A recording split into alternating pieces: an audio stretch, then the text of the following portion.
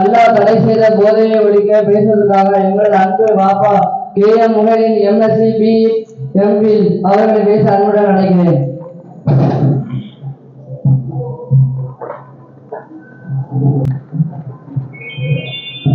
பிஸ்மில்லாஹிர்ரஹ்மானிர்ரஹீம். அல்ஹம்துலில்லாஹி ரப்பில் ஆலமீன். வஸ்ஸலாத்து வஸ்ஸலாமு அலா ரசூலில் கரீம். அஸ்ஸலாமு அலைக்கும் வரஹ்மத்துல்லாஹி வபரகாத்துஹு. உங்கள்கிட்ட ஒரே ஒரு கேள்வி, அதுக்கு நீங்கள் மனப்பூர்வமாக பதில் சொல்லுங்கள். எனக்கு 11:45 நான் வருவேன்னு சொன்னேன். ஒரு 1/4 மணி நேரத்தில் பேசி முடிச்சிடறேன்னு சொன்னேன். நான் வந்துட்டேன் 11:45. உங்கள்ட்ட இப்போ கேட்குறேன், எவ்வளோ நேரம் நான் பேசலான்னு சொல்லுங்கள். நீங்கள் சொல்கிறபடி பேசி முடிச்சிடுறேன்.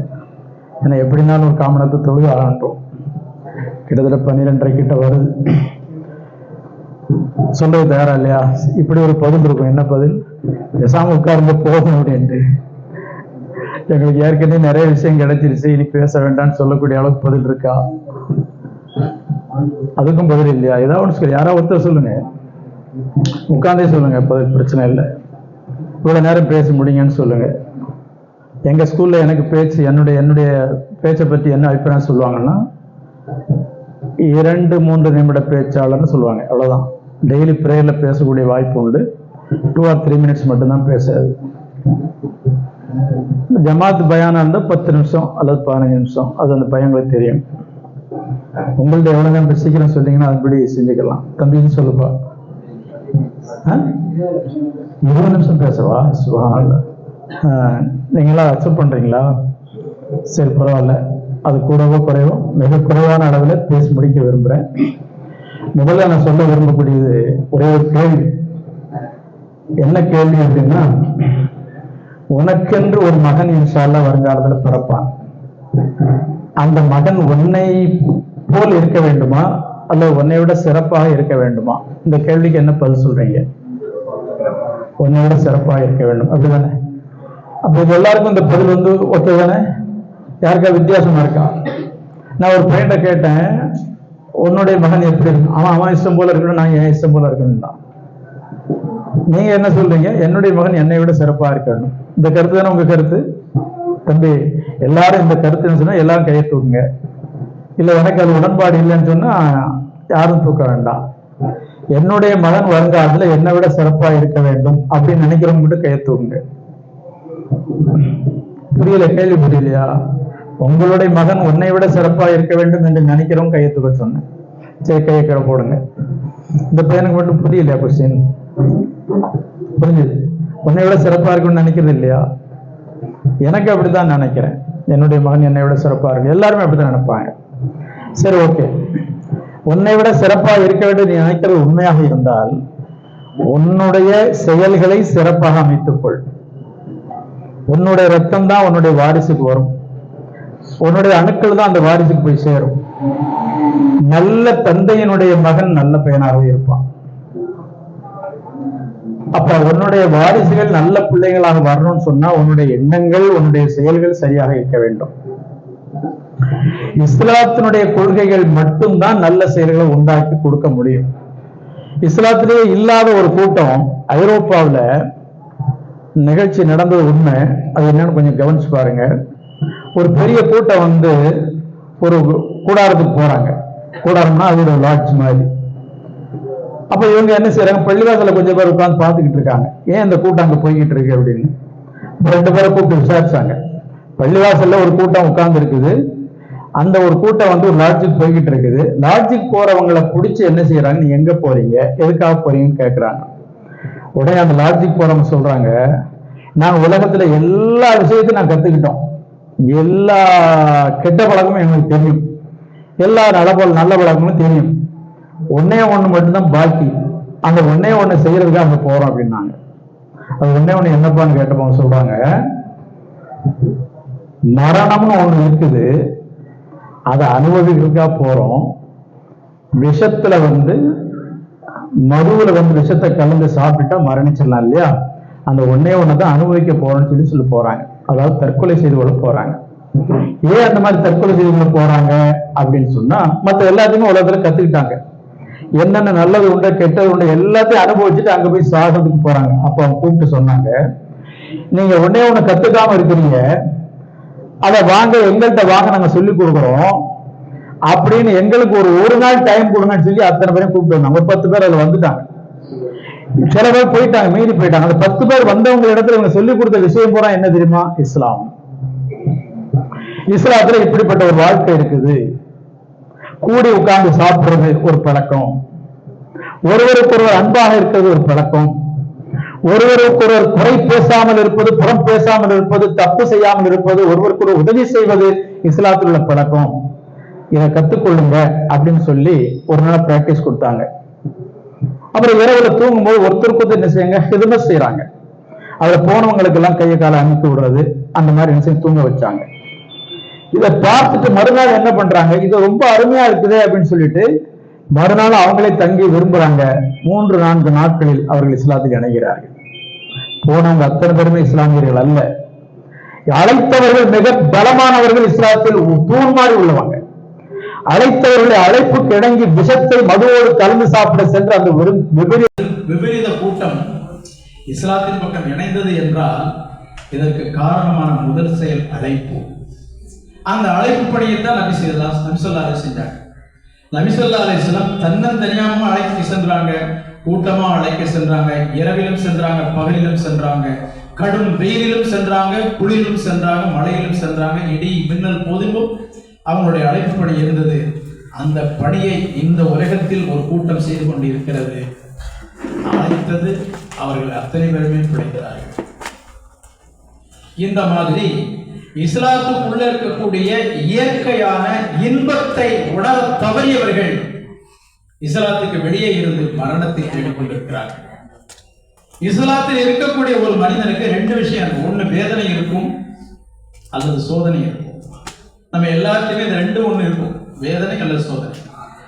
நமக்கு வரக்கூடிய அத்தனை துன்பத்தையும் சோதனை என்று எடுத்துக்கொள்வது இறை நம்பிக்கை உள்ள ஒரு மூமியினுடைய அடையாளம்.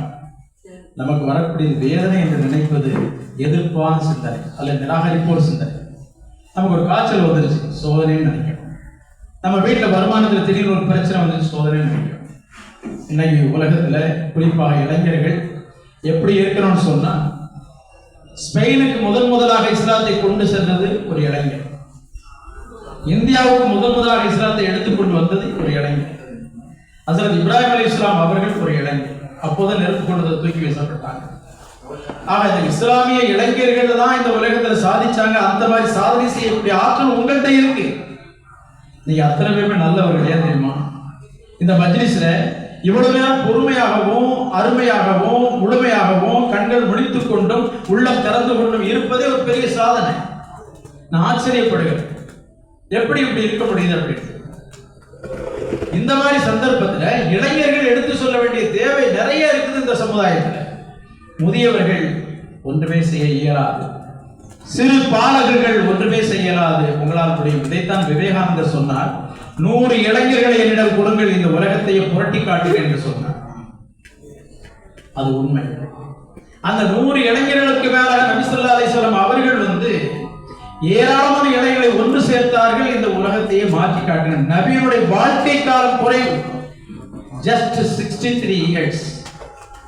அவர்கள் புரட்டி போட்ட மார்க்கத்தினுடைய செயல் வீரர்கள் கிட்டத்தட்ட 1 lakh and above. வேற எந்த நபியும் செய்யாத சாதனை நபி செய்தாங்க. இத்தனைக்கும் நபி ஸல்லல்லாஹு அலைஹி வஸல்லம் அவர்கள் 3 நாட்கள் தொடர்ந்து சாப்பிட்டதே கிடையாது.